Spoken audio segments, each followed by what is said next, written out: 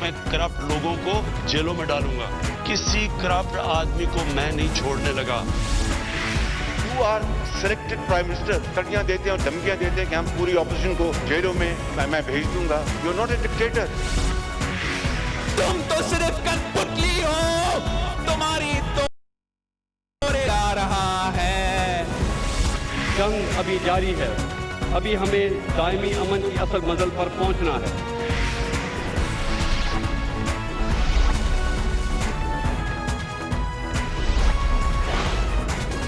अस्सलाम वालेकुम, मैं हूं कामरान खान। पाकिस्तान में अल्हम्दुलिल्लाह अच्छी खबरों का, बेहतर खबरों का मौसम चल रहा है। सबसे बेहतर खबर तो कोरोना के हवाले से माहौल है, जिसमें बतदरीज कमी होती जा रही है, मरीज़ों में भी, अमवात में भी, इन्फेक्शन रेट में भी, और पाकिस्तान के हस्पतालों में भी जो ज़ोर था वो भी टूट चुका है। यकीनन इससे अच्छी खबर तो पाकिस्तानियों के लिए कोई चीज़ नहीं है, और ये अमल तसलसल से जारी है पिछले तकरीबन 3 हफ़्तों से।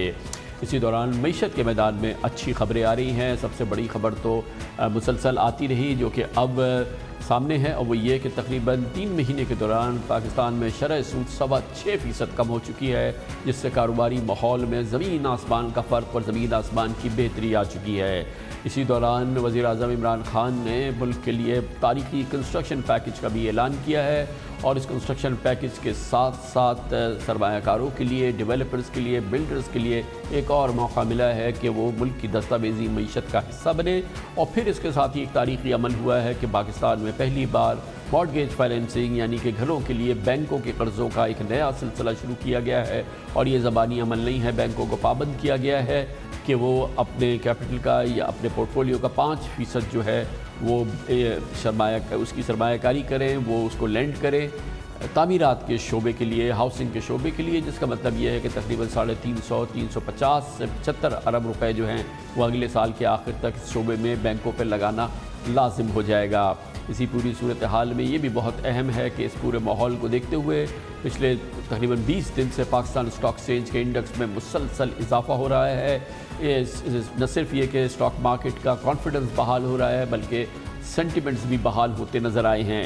इसी दौरान एक और उम्दा खबर रही, वो ये कि पाकिस्तान में ज़र मुबादला के ज़खायर पर जो बेपनाह दबाव नज़र आ रहा था और उसमें काफ़ी कंसर्न की सूरत हाल पैदा हुई थी, उसमें भी सुकून की कुछ रमक आई है, उसमें भी बेहतरी आई है। और इसमें इस दौरान एक बहुत ही गैर मुतवक्का अच्छी खबर आई है, वो ये कि जून के महीने में जो पाकिस्तानियों ने, गैर मुल्की पाकिस्तानियों ने जो ज़र मुबादला पाकिस्तान भेजा, वो उसमें ज़बरदस्त इजाफ़ा देखने में आया, ड्रामाई इजाफ़ा देखने में आया पिछले साल जून के मुकाबले में, जब तकरीबन 50% से ज़ायद ज़र मुबादला बैरून मुल्क पाकिस्तानियों से पाकिस्तान पहुँचा है।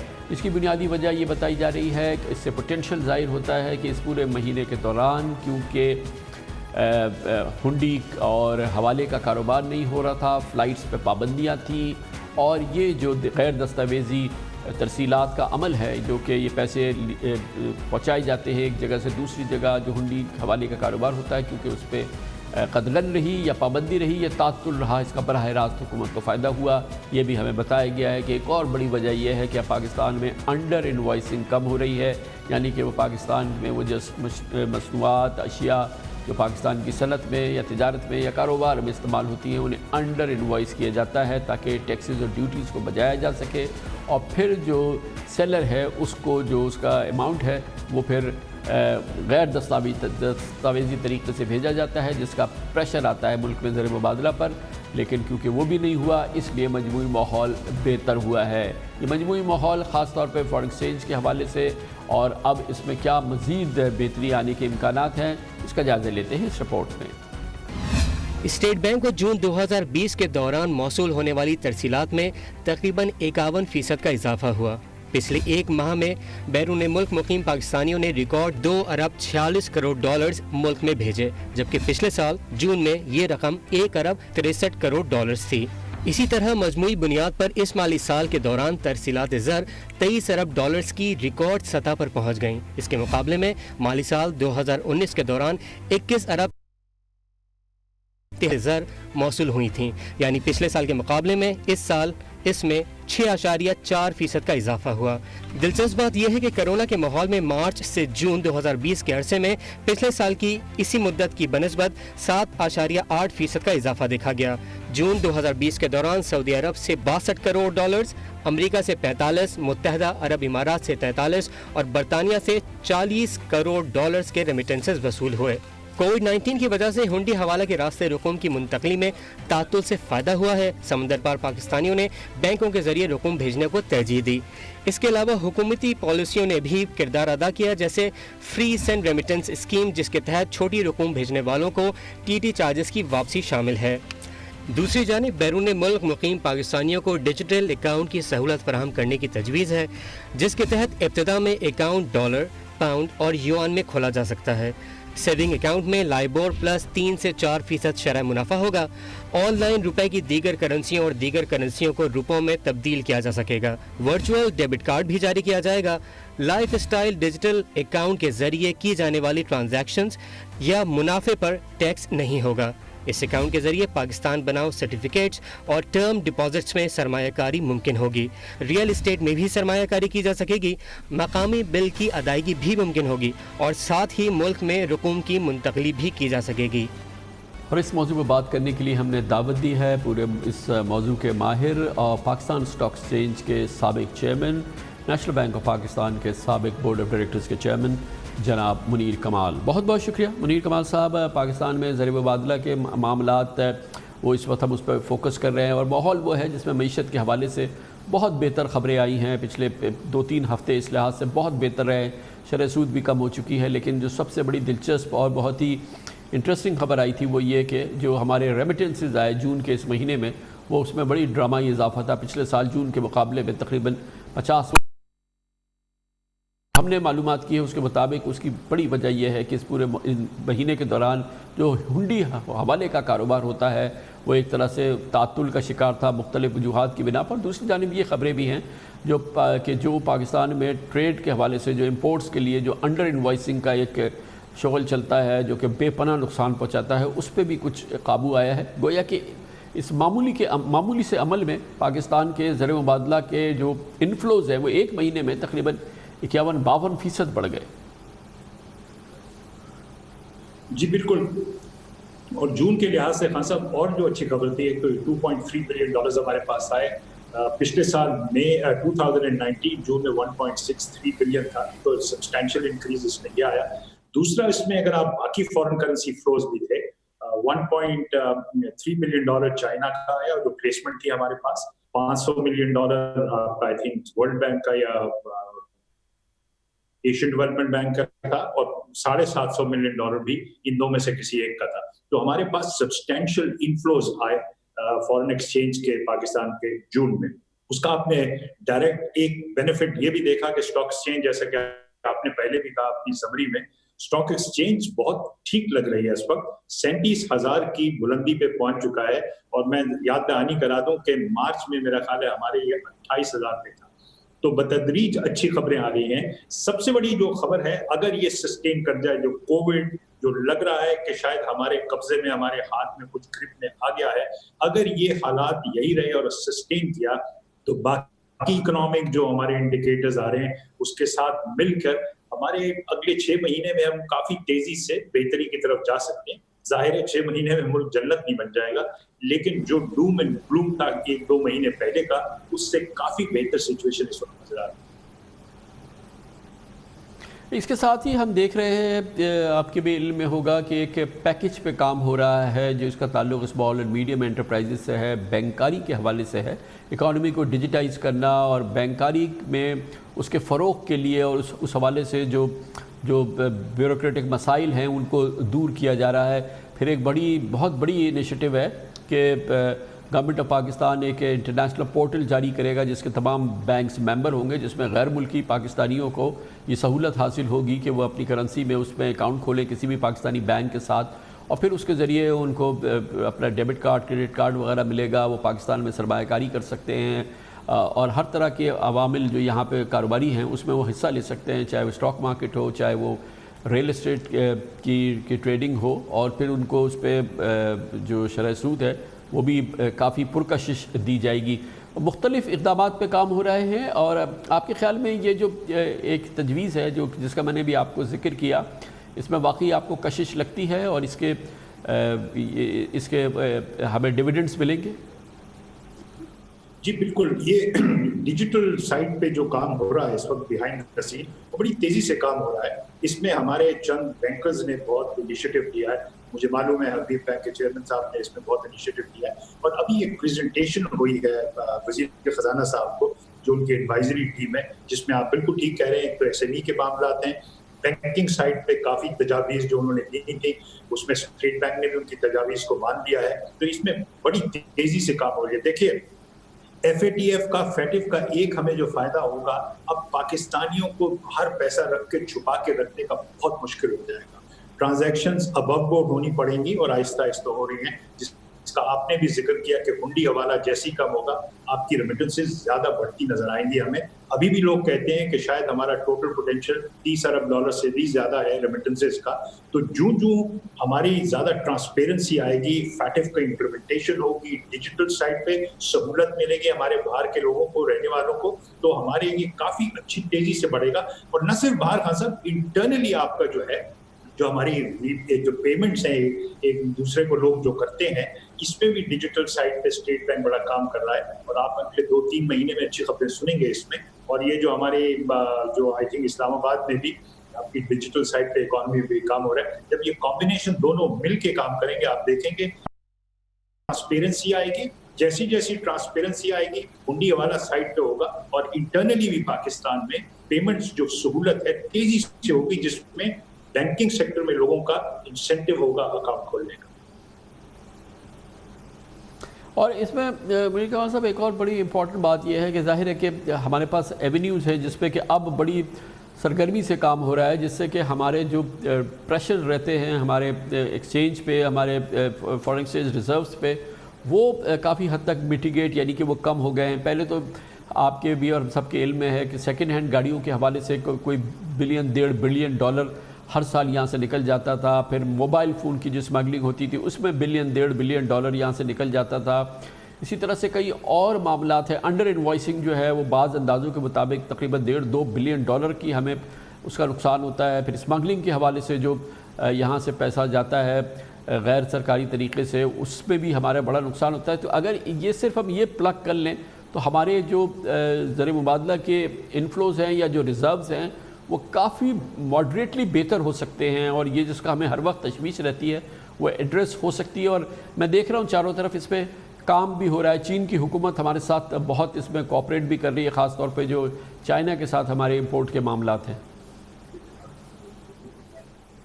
جی بالکل صحیح آپ کہہ رہے ہیں. کچھ ایک تو چائنا کے ساتھ جو ہمارا ایف ٹی اے بھی جو ہے وہ بھی ریوائز ہوا ہے، اس میں $2-3 ارب کی میرے خیال ہے پاکستان کی اور گنجائش بڑھی ہے ایکسپورٹ کرنے کی. لیکن آپ ٹھیک کہہ رہے ہیں، فار ایگزامپل ٹیلی فونز ہیں، جب اس پہ پابندی لگی ہے، اب ہر جگہ ٹیلی فون کی آپ دکان میں جائیں تو وہ آپ کو پرائز بھی ایک ملے گی، اور جو اصل والا فون ہے وہ آپ کو بکتا. اس سب چیزوں کا معاملہ یہ ہوتا ہے کہ جو آپ کے جو انڈر جو پریشر ہوتا تھا، آؤٹ فلو بتائے بغیر جو جا رہا ہوتا تھا پاکستان سے، اس پہ کنٹرول آئے گا، اسمگلنگ پہ کنٹرول آئے گا. اور ایک اچھی خبر یہ ہے کہ چائنا کے ساتھ مل کر یہ ٹیلی فون مینوفیکچرنگ پاکستان میں شروع ہو گئی ہے. اگر ٹیلی فون مینوفیکچرنگ پاکستان میں شروع ہوگی اور لارجر طریقے سے ہوگی، اس کا بھی بہت بڑا امپیکٹ آئے گا ہمارے فارن ایکسچینج. دیکھیے ریمیٹنسز تو ہماری بڑی ہیں اس وقت، اور یہ جو میجر جو آپ بتا رہے ہیں بالکل ٹھیک ہے، $4 سے $5 ارب ہمارا ایڈ ہو سکتا ہے. لیکن اب ہماری نظریں ہونی چاہیے ایکسپورٹ پہ. آئی تھنک اس سال کی ہماری ریمیٹنسز اور ایکسپورٹ تقریباً ایک جتنی ہیں. دس شوز کہ کتنے امپورٹنٹ ہیں یہ پاکستانی ہمارے لیے جو باہر سے پیسہ بھیج رہے ہیں، اور انشاءاللہ بھیجتے رہیں گے. تو ایکسپورٹس پہ بھی اگر تھوڑا سا آ جائے، کچھ تو ظاہر ہے کووڈ کی وجہ سے ساری دنیا اس کے امپیکٹ میں تھی، تو اس کا تو امپیکٹ تھا ہی. لیکن چائنا کے ساتھ مل کے جو آپ نے چائنا کے ساتھ بات کی ہے، اس کے بڑے لانگ ٹرم امپلیکیشن ہے. یہ صرف سی پیک نہیں ہے، اب ہمیں پرائیویٹ سیکٹر کو، اور آپ کو میرا خیال ہے یہ ہمیں سب کو بتانا پڑے گا، پرائیویٹ سیکٹر کو جا کے چائنیز کے ساتھ جوائنٹ وینچرز کرنے ہیں. اسپیشل اکنامک زون بھابی جی میں میرا خیال ہے سندھ حکومت اگلے 1-8 مہینے میں بتا دے گی کہ کس کو کانٹریکٹ ملا ہے. بھابی جی میں اگر پاکستانی انٹرپرینور نے ہمت کر کے چائنیز کے ساتھ جوائنٹ وینچر کیے، ایک بہت بڑی تبدیلی معاشی طور پہ پاکستان میں آ سکتی ہے، اور ہماری نظریں اس کے اوپر ہونی چاہیے. اور ڈھابی جی میں ये कराची है, तो हमें कराची को भी फलते फूटते नजर आएगा इसमें। मिर्ज़ा ये बताइएगा कि इस वक्त हम एक बड़ा ज़रिया, बहुत ही क्रिटिकल ज़रिया, जैसे कि आपने कहा एक्सपोर्ट्स सबसे बड़ा है, लेकिन एक और कीजिए कि फ़ॉरेन डायरेक्ट इन्वेस्टमेंट आए, जो छोटी छोटी चीज़ें हमने डिस्कस की, और फ़ॉरेन डायरेक्ट इन्वेस्टमेंट, गैर मुल्की सरमायाकारी की हमें बड़ी ज़रूरत है। उस वक्त हमें लगता है कि हमारा पूरा सिंगल सोर्स जो है वो चाइना है, लेकिन ये कि ये फैले, दुनिया के दूसरे ममालिक भी हमारे यहाँ सरमायाकारी करें और इनके लिए पाकिस्तान पुरकशिश नज़र आए, ये एक बड़ा वीक एरिया लगता है माइनस चाइना। इसमें क्या किया जा सकता है जो कि नहीं किया जा रहा? जो हम नहीं कर रहे, मेरे ख्याल एक चीज हम नहीं कर रहे। पहली बात तो अगर आपने देखा होगा कि सीपेक के बारे में वेस्टर्न मीडिया में एक एंजाइटी सी नजर आती है और वो बार बार इसका तस्करा करते हैं कि खुदा ने जाने क्या हो रहा है, कोई ट्रांसपेरेंसी है या नहीं है। सीपेक से पाकिस्तान की इकोनॉमिक बुनियाद ठीक होगी, पहली बात तो ये है। ये हमें देखिए खासम, हमें बाहर जाके ये रोड शोज वगैरह करके इन्वेस्टर को वेस्टर्न कंट्रीज में बताना है कि सीपेक की वजह से पाकिस्तान की इकोनॉमिक बुनियाद ठीक हो रही है। लॉ एंड ऑर्डर हमने बहुत मेहनत से लड़के ठीक किया है, कराची तो माशाल्लाह बहुत अच्छा हो गया, वजीरिस्तान वगैरह में भी कर लिया, तो security should not be a problem. हमें सीपेक को सेल करना है, और आपने बिल्कुल ठीक बात की कि सिर्फ एक सोर्स नजर आ रही है फॉरेन डायरेक्ट इन्वेस्टमेंट की, वो है चाइना। हमारा अब काम ये है, और प्राइवेट सेक्टर का, हुकूमत का, कि ये हम मैसेज लेके बाहर जाएं, चाहे वो आप स्टॉक एक्सचेंज के रोड शोज हैं जो भी हैं, कि सीपेक से हमारी इकोनॉमिक बुनियाद की स्ट्रेंथन हो रही है इस वक्त। और इकोनॉमिक बुनियाद अगर स्ट्रेंथन हो रही है, उसमें अपॉर्चुनिटीज हर किस्म के इन्वेस्टर को मिलेगी, चाहे वो अमेरिका का है या इंग्लैंड का है। और खास तौर पे हमें स्टार्ट करना चाहिए इधर से मिलकर ये हमारे जो मिडिल ईस्टर्न कंट्रीज हैं। देखिए, China is a giant, everybody now respects China for its economic power, और हमें ये दिखाना है कि भाई साहब, हम चाइना का हाथ पकड़ के अपना मुल्क भी इकोनॉमिकली स्ट्रेंथन कर रहे हैं। तो आप ये अपॉर्चुनिटी देखें, ये सिर्फ पाकिस्तानी और चाइनीज बिजनेस के लिए सीपेक की अपॉर्चुनिटी नहीं है, ये तमाम दुनिया के इन्वेस्टर्स की है। इसमें हमसे कुछ कोताही ये हो रही है कि हम इसमें एग्रेसिवली अपनी स्टोरी लेकर बाहर जा नहीं रहे। पाकिस्तान देखिए, उस वक्त तक लोग नहीं देखेंगे जब अपनी स्टोरी। कमाल हमारे साथ मौजूद थे, साबिक चेयरमैन पाकिस्तान स्टॉक एक्सचेंज, साबिक chairman national bank. Commercial break, उसके बाद जिक्र करेंगे पूरी दुनिया में तो कोरोना माहौल ख़त्म नहीं हो रहा, ख़ासतौर पे अमेरिका में, मगरिब के कई ममालिक में, लेकिन स्पोर्टिंग इवेंट्स जो हैं वो दोबारा शुरू हो गए हैं पूरी क़ुव्वत के साथ, चाहे खाली स्टेडियम हो, चाहे उसके लिए मसनूई अवामी शोर पैदा करना पड़े, अवाम की मसनूई तस्वीरें और वीडियोस चलानी पड़े, लेकिन भरपूर अंदाज में स्पोर्टिंग इवेंट्स हो रहे हैं। इंग्लैंड में तो क्रिकेट सीरीज़ वेस्ट इंडीज़ के साथ जारी है और अगले माह पाकिस्तान से भी शुरू होगी। ये पूरा माहौल स्पोर्ट्स का दिखाते हैं कोरोना में स्पोर्ट्स, छोटे से वक्फे के बाद। वज़ीर-ए-आज़म इमरान खान इसका जिक्र करें न करें, मगर उनसे सबसे ज़्यादा सवालात और सबसे ज़्यादा शुकूक व शुबहात का इजहार किया जाता है पंजाब में हुकूमती कारकर्दगी, ख़ास तौर पर पंजाब के वज़ीर आला उस्मान खान बुज़दार की कारकर्दगी के हवाले से। जिस रोज़ से उस्मान खान बुज़दार का अपॉइंटमेंट उन्होंने किया है, उन्होंने उनको सिलेक्ट किया था चीफ मिनिस्टर पंजाब के लिए, उस दिन से वज़ीर-ए-आज़म इमरान खान इस सिलसिले में मुख्तलिफ सवालात का बल्कि दबाव का भी शिकार रहे हैं। अब तक वो समझते हैं कि उनका फ़ैसला बिल्कुल दुरुस्त है और इसका फ़ैसला बहरहाल वक्त करेगा, लेकिन सूरत हाल यकीनन बहुत ज़्यादा साजगार नहीं है। मुसलसल सवालात गवर्नेंस के हवाले से रहते हैं और ला मुहाला कंपैरिजन रहता है। जनाब उस्मान खान बुज़दार का पंजाब के 10 साल तक चीफ मिनिस्टर रहने वाले और बहुत ही फ़ाल चीफ मिनिस्टर जनाब शहबाज शरीफ के साथ इस पूरी सूरत हाल में पंजाब में जो हुकूमती कारकर्दगी है, ख़ास तौर पे जो बजट का इस्तेमाल है, उस हवाले से भी ताज़ा तरीन सवालात उठे हैं, जिनका ख़ास तौर पर ताल्लुक़ है पंजाब के तरक्याती बजट के हवाले से। कहा यह जा रहा है कि इस बजट में वज़ीर आला उस्मान खान बुज़दार की अव्वलीन तरजीह दरअसल ख़ुद चीफ मिनिस्टर का आबाई ज़िला डेरा गाज़ी खान रहता है, जिसको तमाम पंजाब में सबसे ज़्यादा तरजीह दी जाती है, हत्ता कि वज़ीर आज़म इमरान खान के ज़िला मियाँ वाली से भी ज़्यादा। इस पूरी सूरत हाल में बहुत सारे शुकूक व शुबहात न सिर्फ ये कि इंडिपेंडेंट ज़राए से सामने आ रहे हैं, ख़ुद PTI की हुकूमत के अंदर से भी इस तरक्याती बजट के हवाले से और वज़ीर आला उस्मान बुज़दार की प्रायरिटीज़ के हवाले से सवालात उठते रहे हैं। हमारे हालिया प्रोग्राम में वफाकी वज़ीर साइंस से टेक्नोलॉजी और PTI के सीनियर लीडर फवाद चौधरी साहब ने नाम लिए बगैर मगर साफ अल्फाज में कहा, तो पंजाब में अगर आप देखें کہ اینول ڈیولپمنٹ پروگرام اٹھا کے دیکھیں اور وہ حیران ہو جائیں گے کہ کس طرح صرف ایک ضلع کو پورے باقی پنجاب کے تمام اضلاع سے زیادہ فنڈ جو ہے وہ مل گئے. یہ تو پھر ایک بالکل ہی ایک مضحکہ خیز بات ہے. آخر ہے کیا یہ پوری صورتحال؟ پنجاب کا ڈیولپمنٹ فنڈ، پنجاب کا ڈیولپمنٹ بجٹ، اس پر بڑی تحقیق کی ہے ہمارے نمائندے خصوصی حسن رضا نے. ان کی خصوصی رپورٹ دیکھیے. پنجاب میں گزشتہ مالی سال کا ترقیاتی بجٹ 350 ارب روپے تھا، جس میں سے 207 ارب روپے استعمال ہو سکے ہیں. پنجاب کے دارالحکومت لاہور کو چھوڑ کر پنجاب کے 36 اضلاع میں ترقیاتی بجٹ کے لیے اوسطاً 2.5 سے 3 ارب روپے خرچ ہوئے، جبکہ وزیر اعلیٰ عثمان بزدار کے حلقہ انتخاب کے ضلع ڈیرہ غازی خان میں پچھلے سال 8 ارب 80 کروڑ روپے خرچ ہوئے. پنجاب ہی کے دیگر اضلاع میں شامل بہاولپور میں 1 ارب 20 کروڑ روپے، گجرات میں 2 ارب 20 کروڑ، منڈی بہاؤالدین میں 3 ارب، سیالکوٹ میں 1 ارب اور چکوال میں 1 ارب 20 کروڑ روپے خرچ ہوئے. دلچسپ بات ہے کہ وزیر اعظم عمران خان کے شہر میاں کے لیے پچھلے بجٹ میں 8 ارب روپے کا پیکج رکھا گیا تھا، جس کے لیے 5 ارب روپے جاری ہوئے اور ان میں بھی 2 ارب روپے خرچ کیے گئے. حیران کن بات یہ بھی ہے کہ وزیر اعلیٰ عثمان بزدار کے ضلع کے لیے بجٹ میں مختص 98% تک فنڈز استعمال ہوئے، بلکہ دوسری اسکیموں کے فنڈز بھی ڈی جی خان کی ترقیاتی اسکیموں پر خرچ کیے گئے. سرکاری دستاویزات بتاتی ہیں کہ D G Khan road sector کے لیے 1 ارب 65 کروڑ 50 لاکھ روپے جاری ہوئے، جس میں وزیر اعلیٰ پنجاب کی رہائش گاہ کے اعتراف کی خوبصورتی دوبالا کرنے کے لیے 64 کروڑ روپے کے فنڈز رکھے گئے. ڈی جی خان میں شعبہ صحت کے لیے 3 ارب 43 کروڑ روپے سے زائد اسکیمیں رکھی گئی، جبکہ وزیر اعلیٰ عثمان بزدار کے والد مرحوم سردار Fateh Muhammad Buzdar institute of cardiology کے لیے 5 ارب روپے ہر سال کے بجٹ میں قسطوں میں جاری ہو رہے ہیں. پنجاب حکومت نے ڈی جی خان کی تحصیل توسا شریف کے لیے 3 سالہ اسپیشل ترقیاتی پیکج منظور کیا ہے، جس کا تخمینہ 30 ارب روپے سے زائد ہے.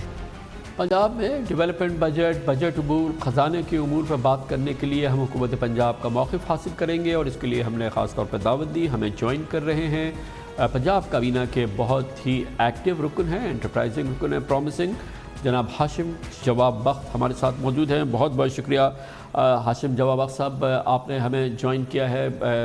شاید مشکل ماحول ہے، لیکن پہلے تو ہم بات کر لیتے ہیں ڈیولپمنٹ بجٹ کی، اور اس میں جو پرائرٹی ڈیرہ غازی خان کو حاصل ہے، جو کہ چیف منسٹر کا اپنا ضلع ہے، اور اس کو اور ڈسپیرٹی جو ہم دیکھ رہے ہیں، جو کہ آپ کی پارٹی کے اندر سے بھی شکایات ہو رہی ہیں، وہ کافی پرومیننٹ ڈسپیرٹیز ہیں ریسٹ آف دا پنجاب اور ڈی جی خان کے حوالے سے. جی شکریہ کامران صاحب، آپ نے مجھے موقع دیا کہ میں آپ کو آ کے پنجاب کے فائنینشیل حالات اور اس کے ڈیولپمنٹ پروگرام کے بارے میں اپنا موقف بیان کر سکوں. اس سے پہلے کہ سر ہم اس کی ضلعوں میں آئیں، میں چاہوں گا کہ تھوڑا سا بیک گراؤنڈ ضرور دوں کہ جب ہم نے حکومت سنبھالی 2018 کے پہلی ایکسرسائز جو کی گئی وہ یہ تھی کہ دیکھا جائے کہ پنجاب کے جو انڈیکیٹرز ہیں، یعنی صحت کا انڈیکیٹر ہے، ایجوکیشن کا انڈیکیٹر ہے. فار ایگزامپل پنجاب کے یہاں آؤٹ آف اسکول چلڈرن جو جنوبی پنجاب کے ان 3 ڈویژنوں میں لوگ بستے ہیں وہ 50% زیادہ ہے. شرح غربت میں رہنے والے ڈبل ہیں لوگ جو جنوبی پنجاب سے جن کا تعلق ہے compare to the rest of the Punjab. ان چیزوں کو دیکھا گیا کہ یہ وجہ ہے کیا کہ یہ انڈیکیٹر سارے اتنے برے ہیں compare to the rest of Punjab. اگر یکساں پالیسی ہوتی، اگر یکساں ڈیولپمنٹ ہو رہی ہوتی تو لامحالہ یہاں پہ بھی ترقی نظر آتی، ان انڈیکیٹرز میں امپروومنٹ آتی. تو ذرا نمبرز کی تہ میں ہم گھسے تو دیکھا کہ پچھلے 7 سالوں کا ریکارڈ جو پچھلی حکومت کا تھا 2012 سے پیچھے 2018 سے اگر آپ پیچھے لے جائیں تو اس میں تقریباً 2000 ارب روپیہ ڈیولپمنٹ کا خرچ ہوا ہے پنجاب کے اندر. اس کے اندر اگر پنجاب کی جنوبی پنجاب کے ان 3 ڈویژنز کا حصہ لیا جائے آبادی کے تناسب سے تو تقریباً 1/3 بنتا ہے. مگر وہاں پہ خرچ ہونے والا پیسہ جو اصل میں خرچ ہوا ہے وہ 17%.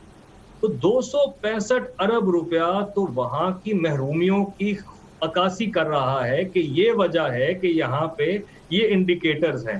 غربت کی وجہ یہ ہے، ڈیولپمنٹ وہاں نہ ہونے کے برابر تھی. تو اس حکومت نے آتے ہی فیصلہ کیا کہ پنجاب میں اب ڈیولپمنٹ پیراڈائم جو ہوگا اس میں ہم نے ان اضلاع کو ٹارگٹ کرنا ہے، ان کے اندر بہتری لے کے آنی ہے، بیسک انفراسٹرکچر کو ڈیولپ کرنا ہے. इंफ्रास्ट्रक्चर डेवलपमेंट इंडेक्स एक लेकिन पंजाब में बनाई। हाशिम जवां बख्श साहब, आई टोटली एग्री, और मैं बिल्कुल इसको सस्पेक्ट नहीं कर रहा कि जी कि आपने देखा कि बड़ी डिस्पैरिटी रही है, और हमने भी ऑब्जर्व किया पिछले 10 सालों के दौरान साउथ पंजाब पे उस तरह का फोकस नहीं आया, और उस तरह के डेवलपमेंट बजट जो है उसका कंसंट्रेशन हमने नहीं देखा। वो बिल्कुल सही होता अगर across the board south Punjab में अगर आप जो है फिर उसको कॉम्पनसेट करने की कोशिश करते, लेकिन जब उसमें एक डिस्ट्रिक्ट जो है वो उसकी प्रायोरिटी जो है वो सारे साउथ ऑफ पंजाब से अलग हो जाती है, तो कमोबेश वही सूरत हाल हो जाती है जो कि पिछले 10 साल में लाहौर को प्रायोरिटी हासिल थी और दूसरी जगहों को नहीं हासिल थी। अब साउथ पंजाब में डीजी खान ऊपर आ गया है, वो उसने लाहौर की जगह ले ली है। बाकी डिस्पैरिटी जो मामलात हैं वो इतने ज़्यादा एड्रेस नहीं हुए हैं। ये डीजी खान का मतलब ये तो नहीं है कि आप साउथ पंजाब को लुक आफ्टर कर रहे हैं।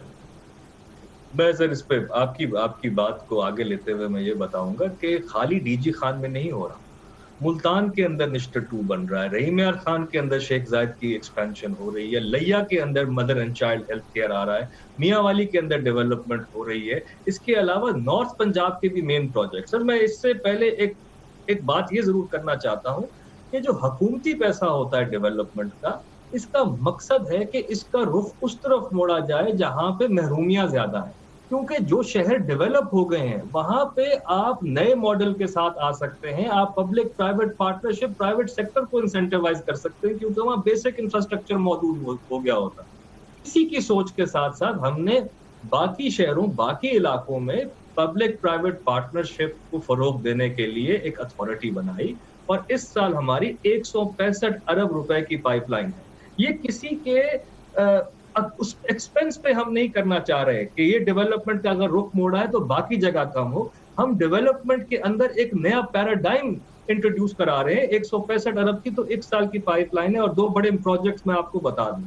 पिछले साल के एंड में हमने फिस्कल ईयर के एंड में हमने लाहौर का सदर्न लूप 3 भी साइन किया जो 10 अरब रुपए का प्रोजेक्ट है। यहाँ पे वेस्ट वाटर के मैनेजमेंट के बहुत सारे इश्यूज हैं। पानी के अंदर ये पीने के पानी के अंदर ये मिक्स हो रहा था तो 30-30 अरब रुपए के वहां पे महमूद बूटी और इस टाइप की जगहों पे ये प्रोजेक्ट शुरू हुए हैं। बीआरडीपी कनाल पे ये प्रोजेक्ट शुरू हुआ है। रावलपिंडी के अंदर रिंग रोड 65 अरब रुपए की उसका इनिशियल काम कर लिया गया है। तो हम डेवलपमेंट करेंगे हर तरफ, मगर जो प्योर पब्लिक स्पेंडिंग है वो हमारा सोशल सेंट्रिक एक अप्रोच है। बजट का भी अगर आप तनाज़ा ठीक है हाशिम साहब, ठीक है, आपने केस प्रेजेंट किया है और उसमें कुछ अंडरस्टैंडेबल बात भी है। एक चीज़ में बड़ा के दौरान उसको बड़ा क्लियर करते हम उस पर बड़ा फोकस हमारा रहा है and I want to know exactly कि अब पंजाब उसकी क्या कॉस्ट पे कर रहा है। यह है जो लाहौर का जो ये ट्रेन प्रोजेक्ट है, जो ऑरेंज लाइन प्रोजेक्ट है, जो तकरीबन अब पाकिस्तानी हिसाब से कोई 350 350 अरब रुपए जिसकी कॉस्ट है। फिर मुल्तान का हमें पता है कि बीआरटी लाई गई थी, उसका पता है कि वो उसका कोई बिजनेस सेंस नहीं बन रहा है और वो भी एक बिल्कुल वाइट एलिफेंट बन रहा है। पिंडी के बारे में भी हमें पता है कि शायद उसको वो भी जो है वो उस हद तक फीजिबल नहीं है और ये मैसिव कॉस्ट है गवर्नमेंट ऑफ पंजाब पे सिर्फ इन 3 प्रोजेक्ट्स को रन करने की। थोड़ा सा मुझे इसका आप ओवरव्यू देंगे क्योंकि ऑब्वियसली ये बात बिल्कुल सही है कि बहुत ही डिस्पैरिटी रही है, बहुत ही आउट ऑफ प्रोपोर्शन स्पेंडिंग्स हुई हैं लाहौर में और पंजाब में। ज़रा मुझे इन 3 प्रोजेक्ट्स का बताइए ऑफ हैंड अगर बता सकें कि इसकी कॉस्ट क्या है जो कि ये पिछली गवर्नमेंट के दौर में ये चीज़ें सामने आई थी। सर ये तकरीबन जो ऑरेंज ट्रेन का प्रोजेक्ट है इस साल भी, क्योंकि अब ये तकरीबन देखें ना ये इस वक्त ड्रॉप करने का था, हमने इसको कंप्लीट जरूर करना है। इसमें तकरीबन 40 अरब रुपए इस साल भी मुख्तस किए गए हैं। तंगदस्ती के हालात में भी इसको मुकम्मल करने के लिए इस साल की एलोकेशन 40 अरब। ये डॉलर बेस पे अगर आप देखें तो 1.66 बिलियन डॉलर तो इसका फॉरेन कंपोनेंट है। इसको अब पे बैक करने जाना है। जब पे बैक इसका शुरू होता है तो ये डिवैल्यू है, तो रुपया आपको अगर इनको 120 पे मिला था, 130 पे मिला था, तो जब हम देने जाएंगे तो ये उस साल 2023-2022 में जो रेट्स चल रहे होंगे उसके साथ इसका पे बैक होगा। इसका सर मैंने फ्लोर ऑफ द हाउस पे होकर खड़े होकर कहा था कि अगर किसी फाजिल मेंबर ऑपोजिशन के पास इसकी एक भी फिजिबिलिटी है कि ऐसा प्रोजेक्ट लगाया गया है जिसके 250 रुपया अगर मैं उसकी टिकट रखूं आज 1 वे की, तब जाके उसका कम से कम ये पूरा होता है खसारा कि उसको मैं सब्सिडी ना दूं। It is a highly uneconomical project. We are stuck with it. मगर हम अब कर क्या रहे हैं उसके, हम ये कर रहे हैं कि हमने जो लाहौर की जो डेवलपमेंट है इसके इर्द गिर्द हाई राइजेस को ज्यादा फरोग, वहां पे एलडीए के साथ बात की गई है सबके साथ कि भाई जितना ज्यादा इसकी कम्यूट बढ़ेगी उतनी बेहतरी आएगी। इसके स्टेशंस को हमने कहा है कि आप इसको रेंट कर दें, कोई बैंक खोलना चाहता है कोई कियोस्क लगाए, कोई दुकानें खोले ताकि वहां से आमदन आए।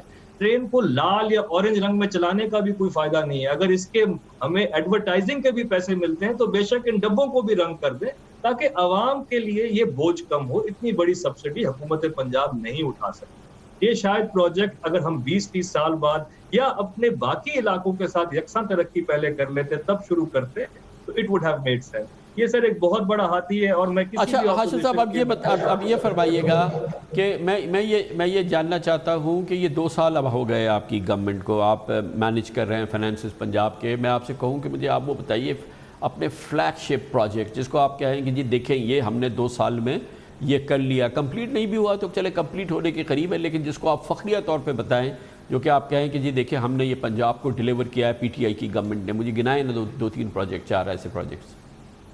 सबसे देखें पहली तो एक है कि सोच का फर्क है, इसमें आपको ऑप्टिक्स कम और हकीकी ग्राउंड पे चीज़ ज़्यादा नज़र आना शुरू हुई। इसमें हमने जो सबसे बड़ा काम किया वो ये है कि पंजाब के अंदर 10 नए हॉस्पिटल्स का आगाज़ किया, 6 नई यूनिवर्सिटीज़ का आगाज़ किया।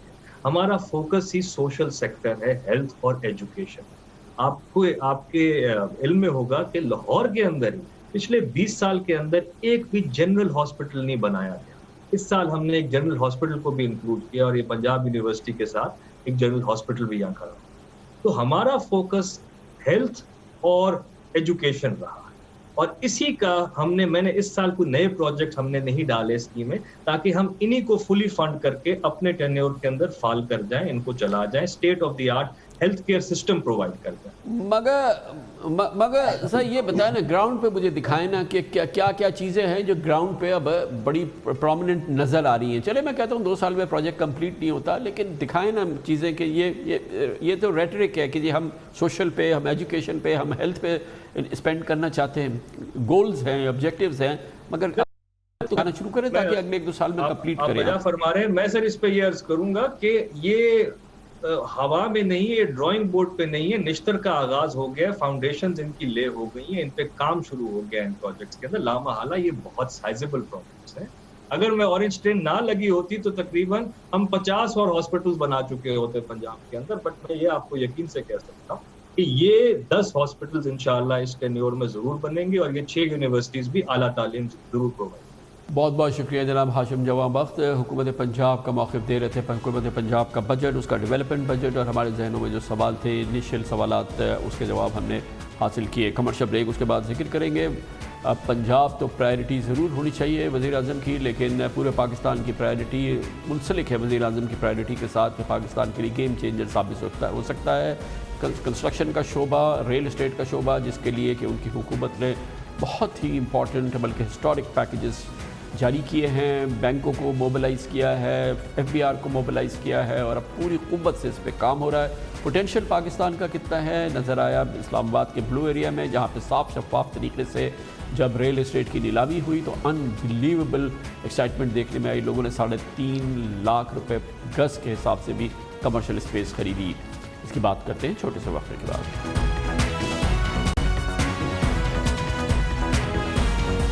इमरान खान दौरे हुकूमत की कामयाबी का बड़ा दारोमदार है और उसका बड़ा महवर है वो कंस्ट्रक्शन पैकेज और वो रिलीफ प्रोग्राम जो उन्होंने पाकिस्तान की तामीराती सनत के लिए और कंस्ट्रक्शन इंडस्ट्रीज़ के लिए और रियल इस्टेट के लिए पिछले चंद हफ्तों में जारी किए हैं। यकीनन इससे पहले पाकिस्तान में इस सनत के लिए और मुल्क में कंस्ट्रक्शन को एक नई ऊंचाई तक ले जाने के लिए इस किस्म के इक़दाम नहीं किए गए हैं और वज़ीर-ए-आज़म समझते ये हैं कि अगर ये पूरा इंडस्ट्री, ये पूरा निज़ाम अगर चल पड़ा तो इससे पाकिस्तान की मईशत और बिज़नेस का माहौल यकीनन बदल जाएगा। इसमें कोई शक नहीं है कि जब से ये पैकेजेस सामने आए हैं इससे एक एक्साइटमेंट की फ़िज़ा ज़रूर पैदा हो गई है। इसके साथ साथ मुल्क में पहले ही शरह सूद में पिछले 3 माह के दौरान 6.25% कमी हुई है।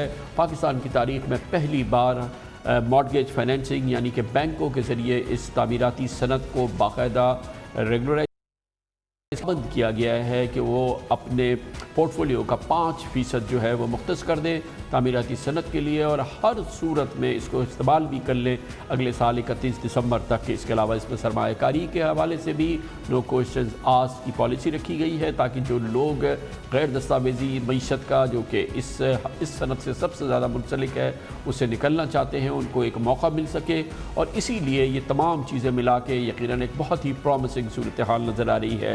एक्साइटमेंट ज़रूर है, और इसका सबसे बड़ा सबूत कल सामने आया इस्लामाबाद में, जहाँ पर CDA ने बड़ी शफाफ नीलामी की ब्लू एरियाज़ में अपने कुछ कमर्शियल प्लॉट्स की, और जिसके लिए जिस अंदाज का एक्साइटमेंट देखने में आया उससे लगता यह है कि सरमायाकार समझते हैं कि पाकिस्तान में construction industry, real estate industry और कमर्शियल जो कंस्ट्रक्शन है इसमें बहुत बड़ा प्रॉमिस है, और शायद यही वजह हो कि नाकाबिल यकीन हद तक 15 लाख रुपए गज तक की बोली कामयाब बोली लगी, और कामयाब बोली वालों ने इस्लामाबाद के ब्लू एरिया में ये कमर्शियल प्लॉट हासिल किया। गोया कि बहुत बड़ा प्रॉमिस मौजूद है। वज़ीर आज़म हर रोज़ इस हवाले से किसी न किसी अहम मीटिंग का हिस्सा बनते हैं, और अब उन्होंने तय किया है कि हर हफ्ते में 2 बार इस सिलसिले में वो आला सतही इजलास करेंगे ताकि इसकी डेवलपमेंट का जायज़ा लेते रहें। इस हवाले से न सिर्फ ये कि अब मजमूई तौर पे बल्कि मुल्क में कई स्पेसिफिक एरियाज़ उन्होंने सेलेक्ट किए हैं जिसको वो चाहते हैं कि वो शाहकार मंसूबे बन जाएँ कंस्ट्रक्शन के। इस पूरे माहौल पर निगाह डालते हैं सपोर्ट में।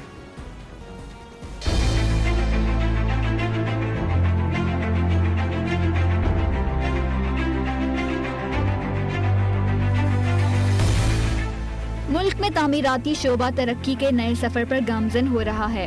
कंस्ट्रक्शन पैकेज के तहत कमर्शियल बैंक घरों और फ्लैट्स की तामीरात और खरीदारी के लिए सिर्फ 5 से 7% मामूली शरह सूद पर कर्जे देंगे, और तमाम कमर्शियल बैंकों पर लाजिम है कि वो कम अज कम 330 अरब रुपए कंस्ट्रक्शन के लिए रखेंगे। इमारात ने रियल एस्टेट और तामीराती सेक्टर में एक नई रूह फूंक दी है। आज इस्लामाबाद के ब्लू एरिया कमर्शियल प्लॉटों की नीलामी के तीसरे और आखिरी रोज भी सरमायाकारों की दिलचस्पी पहले से ज्यादा देखने में आई। CDA को नीलामी से 17 अरब रुपए मिलेंगे, जबकि तामीराती शोबे में तरक्की, सरमायाकारी, रोजगार के नए मौके पैदा होंगे। वजीर आज़म इमरान खान की हिदायत पर पंजाब में 1 लाख एकड़ से जायद रकबे पर दुबई की तर्ज पर नया शहर बसाने के लिए रिवर रावी फ्रंट अथॉरिटी ने तैयारियां शुरू कर दी हैं। रावी किनारे इस शहर में बुलंदोबाला, आसमान छूती, दीदा ज़ेब और खूबसूरत इमारतों के क़याम को तरजीह दी जाएगी, जबकि एक बड़ी झील समेत 3 बैराज भी बनाए जाएंगे, जिससे कंस्ट्रक्शन से वाबस्ता 40 से जायद सनतों को फरोग मिलेगा और रोजगार के नए मौके पैदा होंगे। कराची के साहिल से 3.5 किलोमीटर दूर बुद्धा आइलैंड सेफ सिटी में दुनिया की बुलंद तरीन इमारतें बनाई जाएंगी। ये मंसूबा 12,000 एकड़ रकबे पर मुहित होगा। बुद्धा आइलैंड सेफ सिटी को जदीद तरीन 6 रोया पुल के जरिए कराची के इलाके डिफेंस से मुंसलिक किया जाएगा। इस मंसूबे से लाखों लोगों को रोजगार और हजारों अफराद को आलमी मयार की रिहाइश मैसर आएगी।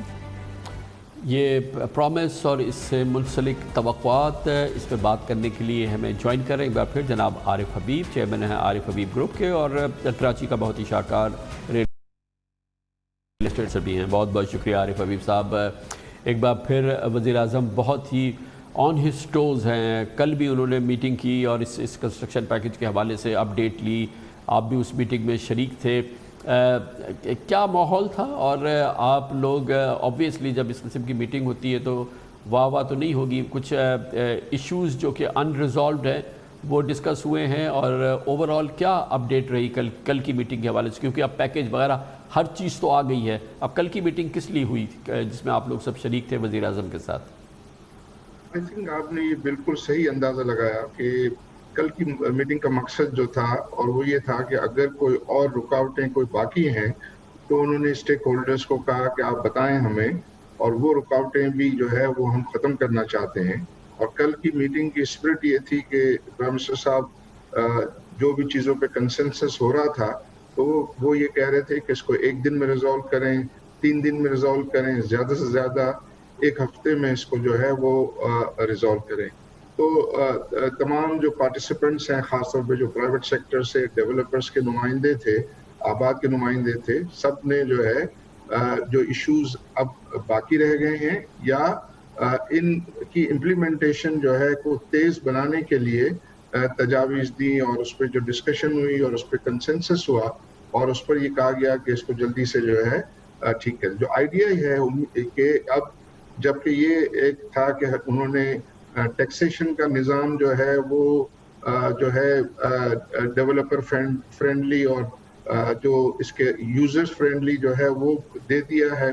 फिर उसके बाद बैंकों को ऑन बोर्ड जो है वो कर लिया है। 10वीं मीटिंग जो है वो स्टेट बैंक गवर्नर ने जो है बैंक के प्रेसिडेंट्स के साथ की और उनको जो है वो अब एक स्ट्रक्चर बन गया। वो अब बैंक जो है वो सब आमादा है इसको जो है मॉर्गेज फाइनेंसिंग को सपोर्ट करने के लिए, और उसमें भी जो कुछ 2-3 जो इश्यूज थे बैंकों के वो भी रिजॉल्व करने के लिए जो है वो प्रॉमिस किया गया।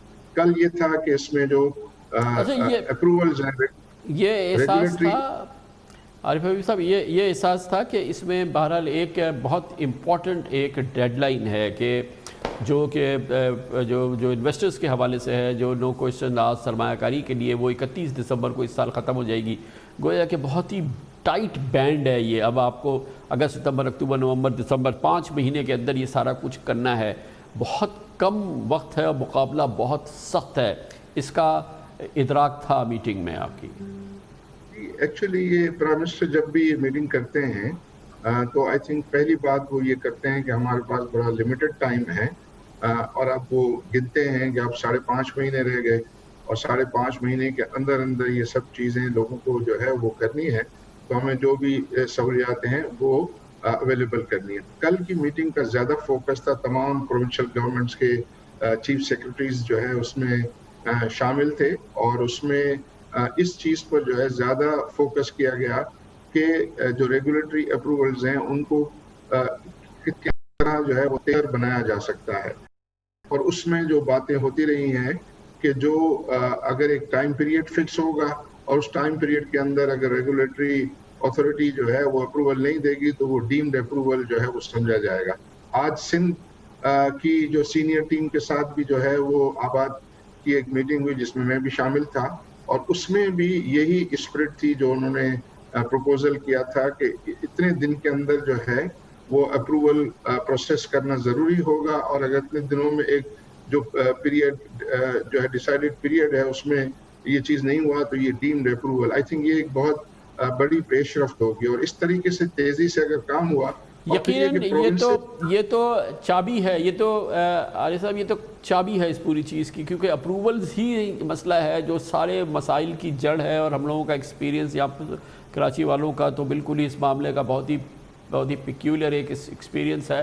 तो आपका क्या सेंस था कि ये वाकई ये चीज़ें रिजॉल्व हो रही हैं? क्योंकि अगर अप्रूवल नहीं तो फिर कुछ नहीं, और एक अप्रूवल के ज़रिए इस पूरे ख्वाब को चकनाचूर किया जा सकता है। और अगर सिर्फ कराची में ये ना होने दिया जाए तो वज़ीर-ए-आज़म की सारी स्कीम जो है ये फेल हो जाएगी। आपको क्या सेंस था कि नहीं ये कोई वाकई इसमें अच्छा डेवलपमेंट हो रही है और इंशाअल्लाह ताला ऐसे ही होगा?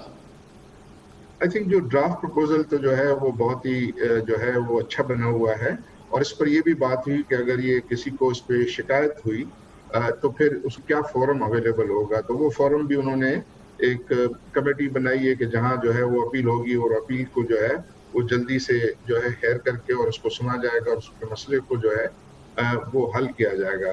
तो एटलीस्ट जो है ये पेपर पे चीज़ें जो हैं वो बेहतर हो रही हैं। ज़ाहिर है उसकी मुसलसल मॉनिटरिंग जो है वो सीनियर लीडरशिप को तमाम प्रोविंसेस के और ख़ासतौर पर सिंध गवर्नमेंट की जो है सीनियर लीडरशिप को ये देखते रहना पड़ेगा, मॉनिटर करना पड़ेगा कि ये काम राइट स्पिरिट में होगा। और वैसे भी मैं समझता हूँ कामरान भाई कि जो प्रोविंस इसमें बेहतर काम करेगा, एफिशिएंट काम करेगा, उस प्रोविंस में ज़्यादा रोज़गार के मौके होंगे, उस प्रोविंस में ज़्यादा जो है अवेलेबिलिटी ऑफ हाउसेज होंगे।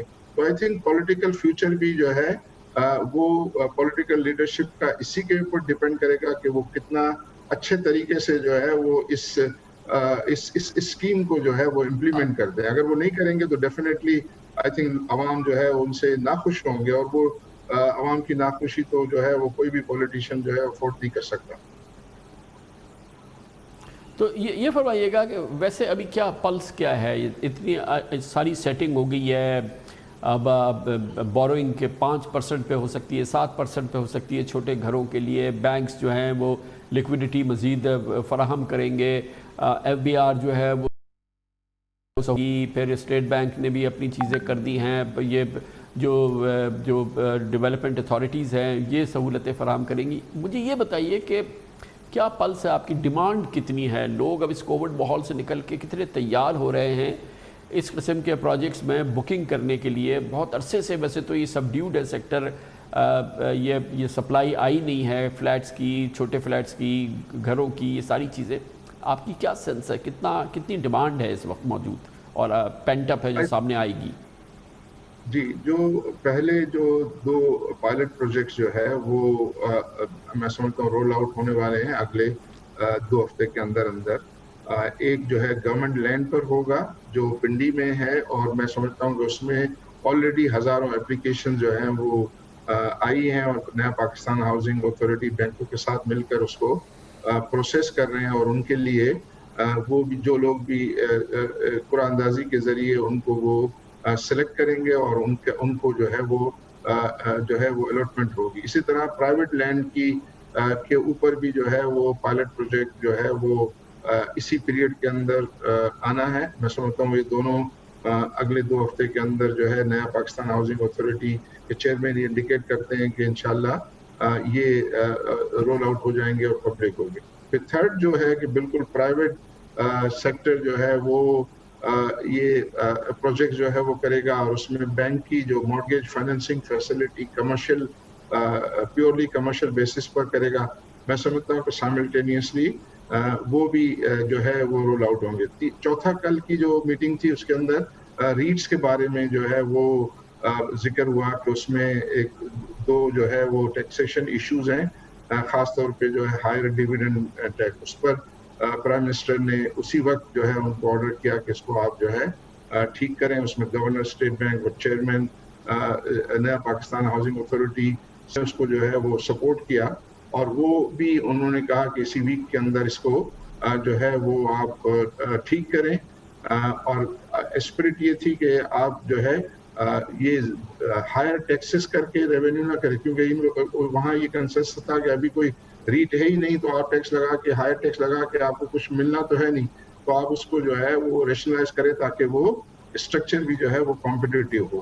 تو اوور آل جو ہے وہ آئی تھنک تمام چاہے وہ بینکس ہوں، چاہے اسٹیٹ بینک ہو، چاہے یہ نیا پاکستان ہاؤسنگ اتھارٹی ہو، فائنانس منسٹری ہو، پروونشل گورنمنٹ کی طرف سے بھی اس قسم کی جو ہے وہ اسپرٹ نظر آتی ہے کہ یہ اس کو جو ہے وہ کامیاب کرنا ہے. کیونکہ آئی تھنک کسی کو بھی اس میں 2 رائے تو نہیں ہو سکتی کہ کنسٹرکشن کی اہمیت جو ہے روزگار کی اویلیبلٹی کے حساب سے اور اویلیبلٹی آف ہاؤسز کے حساب سے لوگوں کے لیے اس کی اہمیت جو ہے وہ بہت زیادہ ہے. اس کو تو سبھی آئی تھنک ریئلائز کرتے ہیں، تمام پولیٹیکل پارٹیز بھی ان چیزوں کا وعدہ جو ہے وہ کرتی رہی ہے. تو آئی تھنک اگر یہ میٹیریلائز چیزیں ہوتی ہیں تو would be a game changer for Pakistan انشاءاللہ. بہت بہت شکریہ جناب عارف حبیب ہمارے ساتھ موجود تھے. وہ مسائل جو کہ یقیناً ہماری جڑوں میں بیٹھے ہوئے ہیں، ان میں سے یہ قومی کارپوریشن ہیں جن کو کہ نہ ریفارم کرنے کا عمل پورا ہوا ہے، نہ شروع ہوا ہے مستحکم طریقے سے 2 سال میں، اور نہ ہی ان کو نجکاری کی گئی ہے. ماسوائے پاکستان اسٹیل جس میں کچھ ابھی ڈیولپمنٹ ہوئی ہے،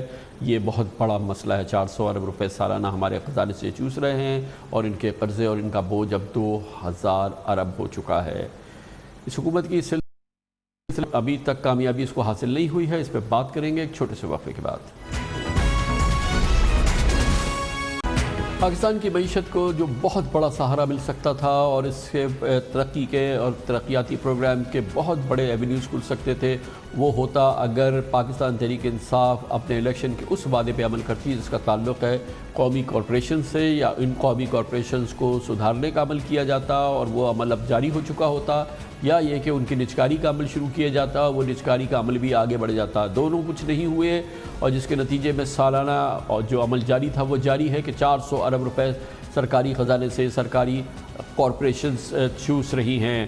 اس میں پاکستان اسٹیل ہو یا PIA ہو، اور اس سے اور دوسری کارپوریشنز ہوں جس میں کہ خاص طور پہ بجلی کے شعبے سے منسلک قومی ادارے ہیں، یہ سب مل کے پاکستان کی معیشت کے لیے ناقابل تلافی بوجھ ہیں۔ ان کے نقصانات اب تقریباً 2000 ارب روپے تک پہنچ چکے ہیں، اور پچھلے سال کے جو ٹیکس کا کلیکشن تھا اس کا اور یہ اتنا بڑا نقصان ہے پاکستان کی معیشت کا، جو کہ پچھلے پوری ایک دہائی سے جاری ہے اور آج بھی اسی انداز میں جاری ہے۔ اس پوری صورتحال کے حوالے سے وزیر اعظم عمران خان آگاہ ہیں، وہ اس کی بات بھی کرتے رہے ہیں، لیکن افسوس کی بات یہ ہے کہ ان کی حکومت میں اس پورے سیکٹر کی ریفارم کے لیے یا ان کو نجکاری کرنے کے حوالے سے کوئی بڑی بریک تھرو نہیں ہوئی ہے۔ وہ گورنمنٹ کے ادارے جو اس وقت اس گورنمنٹ کارپوریشنز، یہ جو پی آئی اے، ریلویز، یہ سارے لاسز ہیں، سٹیل مل، پاور سیکٹر کے اندر جو ادارے ہیں، اب یا تو ہم ریفارم ہوں۔ میں آج ساری اپنی قوم کے سامنے کہہ رہا ہوں کہ جب تک ہم اب ان اداروں کو ٹھیک نہیں کرتے اور ان کے اندر جو مافیاز بیٹھے ہیں ان کو ٹیک آن نہیں کرتے، بجائے بیسٹ آف ٹائمز اگر ہم نے ٹھیک کر دیا تو یہ ہمارے بہترین ٹائم آ جائے گا، آگے اچھا وقت ہے۔ اگر نہیں کرتے اب یہ کمپاؤنڈ کرے گا، یہ اور ہمیں نیچے لے جائے گا۔ کہنے کا مقصد یہ ہے کہ جیسے ہم چل رہے تھے ویسے اب آگے نہیں چل سکتے، یا ہم ریفارم کریں گے اور یا پھر ہم ایک برے وقت کا سامنا کریں گے۔ میں آج اپنی قوم کے سامنے کہہ رہا ہوں کہ جب تک ہم اب یہ ریفارم نہیں کریں گے، یہ پاکستان کی یہ ناگزیر ہو چکی ہیں۔ یقیناً اس میں ایک چھوٹی ابتدا ہوئی ہے، وہ پاکستان اسٹیل کے حوالے سے، جس کے تمام ملازمین کو حکومت نے گولڈن ہینڈ شیک سے فارغ کرنے کا فیصلہ کیا ہے۔ یقیناً ایک اچھی ابتدا ہے، لیکن بے انتہا لمبا سفر ہے جو طے کرنا باقی ہے۔ پی آئی اے اور دوسری جیسے میں نے کہا بجلی کے حوالے سے جو کارپوریشن ہیں ان کے بے پناہ نقصانات ہیں۔ الیکشن سے پہلے اور الیکشن کے بعد بھی حکومت کے ذہن میں خالص خاکہ تھا، مگر اس میں ٹکراؤ تھا۔ اسد عمر صاحب کی سوچ کچھ اور تھی، اور اس کے بعد جو ان کی جگہ لی جناب ڈاکٹر حفیظ شیخ نے، ان کی سوچ کچھ اور تھی، اور اس میں یقیناً خیالات کا اور نظریات کا ٹکراؤ تھا۔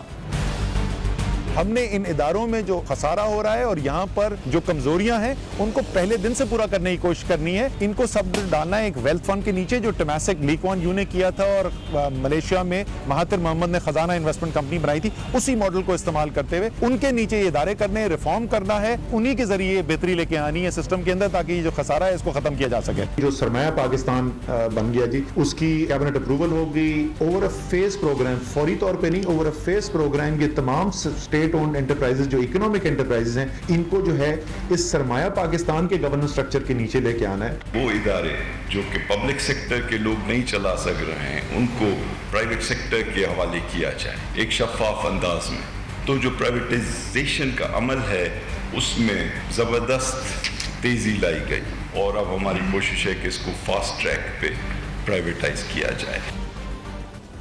چلیں کچھ بھی ہوتا، مگر یہ کہ اس معاملے کو آگے تو بڑھایا جاتا، اور ایسا نہیں ہوا۔ اور خاص طور پہ ایک بڑی تعداد میں جو پاکستانیوں کے جو ایکسپرٹس ہیں جو ان صوبوں سے تعلق رکھتے ہیں، ان کا کہنا یہی ہے کہ بہرحال مسئلہ پاکستان میں نجکاری ہی ہے، ان چیزوں سے چھٹکارا نجکاری کے ذریعے حاصل کیا جا سکتا ہے۔ سرکار میں رہتے ہوئے ان کارپوریشنز کو بہتر بنانے کے امکانات کم سے کم تر ہیں۔ پاکستان کو نجکاری کے ڈیویڈنڈز ابھی بھی مل رہے ہیں، چاہے وہ حبیب بینک کی نجکاری ہو، چاہے ایم سی بی کی نجکاری ہو، اور چاہے یو بی ایل کی نجکاری ہو، حتیٰ کہ کے ای کی بھی نجکاری سے فائدہ ہوا ہے۔ اس پورے ماحول میں قومی سرکاری کارپوریشنز کس طرح سے قوم کے خزانے کو چوس رہی ہیں، لوٹ رہی ہیں، اور یہ کتنا بڑا میس ہے، نگاہ ڈالتے ہیں اس رپورٹ میں۔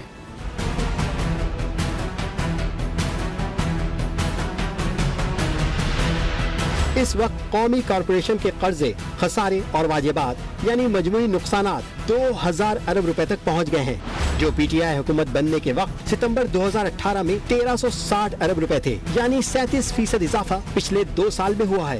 اسٹیل ملز کے نقصانات اور واجبات 480 ارب روپے ہیں، پی آئی اے کے مجموعی نقصانات 450 ارب روپے ہیں، پاکستان ریلویز کا مجموعی خسارہ 140 ارب روپے ہے۔ قومی کارپوریشنز کے مجموعی خساروں کے 25% کی حامل اسٹیل ملز جون 2015 یعنی 5 سال سے بند پڑی ہے۔ 2008 تک یہی اسٹیل ملز سالانہ 2 ارب روپے منافع کما رہی تھی۔ پیپلز پارٹی حکومت میں اسٹیل ملز میں روز کرپشن کی کہانی جنم لیتی تھی، اور مسلم لیگ نون حکومت ہاتھ پر ہاتھ دھرے بیٹھی رہی۔ बिलाखिर स्टील मिल्स को ताले लगा दिए गए, लेकिन पीटीआई हुकूमत ने पिछले महीने स्टील मिल्स की निजकारी और मुलाजमीन को गोल्डन हैंडशेक देने का हल निकाला तो अपोजिशन ने आसमान सर पर उठा लिया था। नए बजट में वफाकी वजीर हम्माद अजहर ने खसारे में चलने वाली कॉरपोरेशंस की बहाली का मुकम्मल फार्मूला पेश किया। सरकारी इदारों में कफायत शारी और इनकी तंजीम नौ के लिए टास्क फोर्स ने अपनी रिपोर्ट पेश कर दी है, जिसमें 43 अदारों की निजकारी, 8 गैर फाल इदारों को खत्म करना, 14 सूबों को मुंतकली और 35 इदारों को दूसरे इदारों में जम करने की सिफारिशात की गई। इस रीस्ट्रक्चरिंग से वफाकी हुकूमत के गैर पैदावारी मालियाती बोझ को कम किया जा सकेगा। सोचने की बात है, माजी में Habib bank, MCB, united bank, PTCL, K electric समेत पाकिस्तान में जिन इदारों की निजकारी की गई है, उन्होंने न सिर्फ मुनाफा कमाया बल्कि कौमी खजाने में अरबों रुपए का टैक्स भी जमा कराया। पूरे माहौल पे बात करते हैं। पाकिस्तान में बहुत ही नामवर चोटी के माहिर मैशियत हैं डॉक्टर सलमान शाह, साबिक मुशीर ख़जाना भी हैं, हमारे साथ मौजूद हैं। बहुत बहुत शुक्रिया डॉक्टर साहब। सब्जेक्ट आपके सामने है, आपको अपने विंटेज पॉइंट से क्या लगता है, कम से कम हुकूमत में क्लैरिटी आ गई है कि इन SOEs का करना क्या है? ये तो अब शायद क्लियर हो गई है बात कि इनको रिफॉर्म अंडर गवर्नमेंट पैट्रनेज ये तो नहीं होना है, ये अब इनको प्राइवेटाइज ही करना है। मगर आप ख़ुद इसको कैसा देख रहे हैं? ये कितना बड़ा एक क्वागमायर बन चुका है कौम के लिए और मईशत के लिए? कामरान साहब, आपने बड़ा एक अच्छा टॉपिक उठाया है और ये पाकिस्तान की इकोनॉमिक मसलों की जड़ पे है। ये सारा जो काम आपने अभी बताया है और जिस तरीके से स्टेट ओन्ड एंटरप्राइजेज ने पाकिस्तान के खसारों में हिस्सा लिया है और उसका नतीजा आज है कि हमारे मुल्क के ऊपर 300 अरब डॉलर का बैरूने और अंदरूने मुल्क कर्जे, टोटल मजमूई कर्जा जो है वो तकरीबन 100% हमारी इकॉनमी के बराबर कर्जे हैं। और इतना बड़ा ये पहाड़ कर्जों का है कि इसका सूद भी हम कर्जे लेके दे रहे हैं। सो इसको आप अंग्रेजी में जो है डेट ट्रैप कहते हैं। इससे निकलने का एक मेरे ख्याल बहुत इम्पोर्टेंट तरीका ये है कि आपके जो असासे हैं जिन्होंने ये कंट्रीब्यूट किया है इस मैस में, अगर उनको आप सक्सेसफुली प्राइवेटाइज कर देते हैं, आप अपने कर्जे नीचे ला सकते हैं और कर्जों का जब ट्रेंड नीचे की तरफ जाएगा तो आपकी इकोनॉमी में एक जिद्दत भी पैदा होगी। लेकिन डॉक्टर साहब ये बताइएगा कि ये तो अब वायबल ही नहीं है, इनको तो इनका तो कमर्शियली वायबल होना चाहिए, इनमें कमर्शियली स्ट्रेंथ मसल होनी चाहिए। आपका क्या व्यू है कि कोई अभी भी कोई जो फॉरेन इन्वेस्टर या लोकल इन्वेस्टर्स हैं उनके लिए कुछ चार्म मौजूद है इन इदारों में? जी डेफिनेटली चार्म मौजूद है, क्योंकि ये इदारे जो हैं ये ख़राब हुए हैं मैनेजमेंट की वजह से, पब्लिक सेक्टर की मैनेजमेंट की वजह से, और वो जो पहाड़ कर्जों का लगा है वो भी पब्लिक सेक्टर मैनेजमेंट की वजह से लगा है। तो अगर कम से कम वो मैनेजमेंट जो है अब प्राइवेट हाथों में चली जाएगी तो वो रिवाइवल की तरफ जाएंगे और वो उसके पोटेंशियल पे उतर आएंगे। पाकिस्तान जो है एक बहुत बड़ा मुल्क है, आप देखें दुनिया का छठा सबसे बड़ा मुल्क है, यहाँ की मार्केट भी बहुत बड़ी है और यहाँ पे प्राइवेट कैपिटल अगर आके काम करता है तो उसको बहुत अच्छे रिटर्न्स भी मिलते हैं। और अगर हमने ये ट्रांसपेरेंटली कर लें, अच्छे तरीके से कर लें, अच्छे इन्वेस्टर्स आ जाएं, बहुत से इसमें मैं अच्छी बातें कर रहा हूँ, लेकिन वो भी बड़े मुल्क हैं जिन्होंने ये काम किया भी है और पाकिस्तान ने भी हिस्ट्री में भी किया। आपने एग्जांपल बैंक्स की, आज वो बड़े सॉलिड बैंक्स हैं और जब हमने प्राइवेटाइज किए थे वो बिल्कुल डेड बैंक्स थे। उनको उनमें आपका कॉन्स्टेंटली चल रहा था, एक किस्म का सब्सिडी उन बैंकों में चल रही थी। आज वो बहुत बड़े टैक्स पेयर बन चुके हैं। इसी तरह टेलीकॉम सेक्टर देख लें, बाकी सेक्टर भी देख लें। तो पाकिस्तान की इकॉनमी को अगर आप सही तरीके से मैनेज करेंगे और उसमें इन्वेस्टर्स जो हैं वो कंपटीशन के तहत आएंगे और कम्पिटिटिव मार्केट के तहत वो काम करेंगे, फिर हम डॉक्टर साहब किसको हम जिम्मेदार ठहराएं कि ये नहीं हो रहा? हमें पता है कि बिल्कुल प्राइवेटाइजेशन PMLN की गवर्नमेंट करना चाहती थी, मगर अपोजिशन इंक्लूडिंग PTI उसके सामने खड़ी हो गई और उसने जहाँ जहाँ भी प्राइवेटाइज करने की कोशिश की उसके सामने रोड ब्लॉक्स बन गए। अब वही कैफियत है कि अब PTI की गवर्नमेंट जानती है और अब बादिल न ख्वास्ता सही, मगर वो कहते हैं जो आप कह रहे हैं कि इसको अब हमें प्राइवेटाइज ही करना होगा, لیکن اب دوسری اپوزیشن سامنے آ جاتی ہیں. کیسے پاسبل ہوگا سر یہ وداؤٹ این اکنامک چارٹر، جب تک تمام پولیٹیکل پارٹیز بیسک اکنامک ایجنڈے پہ ایگری نہیں کرتی ہیں، ورنہ تو یہ سیاست پاکستان کو لے ڈوبے گی. جی بالکل آپ نے درست فرمایا. میرا خیال ہے کہ یہ جو سٹیل مل کی پرائیویٹائزیشن جب سپریم کورٹ نے روکی ہے تو اس کے بعد یہ جو پروسیس ہے یہ سارا ڈی ریل ہو گیا، اس کے بعد یہ اٹھ نہیں سکا. اور آئی تھنک کہ وہ ایک بڑا امپورٹنٹ ہمارا تھا ایونٹ. اگر وہ کامیابی سے ہو جاتا تو آج 500-600 ارب روپیہ جو ڈوبا ہے وہ بھی نہ ڈوبتا، اور کہیں ارب ڈالر انویسٹمنٹ آ گئی ہوتی اور ایک سٹیل کی انڈسٹری پاکستان میں ہوتی اور کراچی میں ہوتی. تو ہمیں بہت نقصان ہوا ہے اس سے. سو آئی تھنک کہ ایک تو سیاست بھی ہے، اس کے ساتھ پھر ہمارے کورٹس بھی اس میں حصہ لیتے ہیں. تو یہ بہت زیادہ پولیٹیکل اکانومی کا ایک حصہ بن چکا ہے. اور یہ آپ نے بالکل درست بات کی کہ اب اس کے اوپر ہمیں سیاست ختم کرنی چاہیے، نہیں تو ہم سب غربت میں ڈوبتے چلے جائیں گے اور یہ اکانومی جو ہے یہ بالکل ریکور نہیں کر سکتی. کیونکہ جیسے میں نے اور یہ جو ہمارے دو سیکٹرز ہیں نا سر، ایک یہ ایس او ایز اور ایک ہمارا انرجی سیکٹر، اور یہ بیچ میں کئی ان کی آپس میں ملاپ بھی ہے. اور ہم صرف ان دو سیکٹرز کو اگر کسی صورت سے فکس کر لیں تو پاکستان کا تو پورا نقشہ، معاشی نقشہ، پورا ماحول پاکستان کا بدل سکتا ہے. سارا فوکس پرائم منسٹر کا انہی پہ ہونا چاہیے نا. جی بالکل، ہماری ریفارمز کا بھی فوکس اسی پہ ہونا چاہیے. لیکن پرائم منسٹر کی آپ باتوں سے آپ کو لگے گا کہ ان کا ریفارم کے لیے بہت کلیئرٹی ہے. آگے پولیٹیکل ایک لینڈ مائنز ہیں جس کے اوپر ان کو پتہ ہے کہ یہ جب بات کریں گے اس کی تو ایک بہت طوفان کھڑا ہوگا. لیکن آئی تھنک وہ یہ رسک بھی لینے کو تیار ہوں گے کیونکہ وہ ڈیمونسٹریٹ کر رہے ہیں کہ وہ بڑے مشکل فیصلے بھی کر سکتے ہیں. تو آئی تھنک پاکستان کے اب جو حالات ہیں، اکنامک ایشوز ہیں، اب ہمیں مشکل ہی ہر فیصلہ جو ہے وہ بہت مشکل ہوگا. کوئی آسان فیصلہ نہیں ہے. اور ہمیں یہ جب تک ہم قرضوں کے بوجھ سے نہیں نکلیں گے، یہ اکانومی جو مرضی آپ کر لیں یہ ٹھیک نہیں ہو سکتی. کیونکہ آپ دیکھ رہے ہیں کہ اس وقت ہمارے پہ اتنا بڑا IMF کا پروگرام ہے، ٹیکسوں کا بوجھ ہے، لیکن قرضے پھر بھی ہمارے بڑھتے چلے جا رہے ہیں. اور وہ قرضے بڑھ رہے ہیں جو کیونکہ ہم قرضوں کا سود بھی قرضہ لے کے دے رہے ہیں. اتنی یہ جب گمبھیر سچویشن ہے تو اس میں اب بڑی ایک وار فوٹنگ پہ یہ کام کرنا پڑے گا. اور آئی تھنک کہ اس کو اگر ہم نے ڈیلے کیا تو ڈیمیج، پرماننٹ ڈیمیج بھی ہمیں ہو سکتا ہے. اللہ معاف کرے. بہت بہت شکریہ، بہت شکریہ ڈاکٹر سلمان شاہ ہمارے ساتھ ہوتا ہے. اور اب ہفتہ وار تعطیل رہے گی سیٹرڈے سنڈے کو. پیر کو انشاءاللہ آپ سے پھر ملاقات ہوگی. پیر تک کے لیے کامران خان کو اجازت. اللہ حافظ و ناصر.